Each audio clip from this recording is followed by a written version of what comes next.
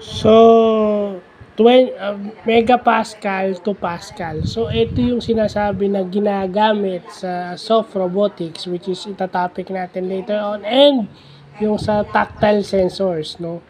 Ito yung ginagamit sa mga robotic grippers o yung mga nag-hold ng items para hindi nila makrush. Yung pressure ng paghawak that is measured in megapascal and pascal. Alam naman natin yon, pascal is the unit of pressure. So, yung 1 megapascal is equal to 10 yung ano is yung mega.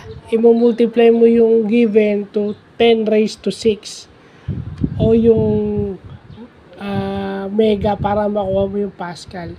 So 20 times 10 to the 6 is equal to 20. 6 is 20 million pascals, no? So yan, nakita na, multiply mo lang siya ng 10 raised to 6, no? Kasi pag kilopascal yan, yung 10 raised to 3, i-multiply mo sa 10 raised to 3. So mamaya na yun. Meron palang mga ganyan, ano.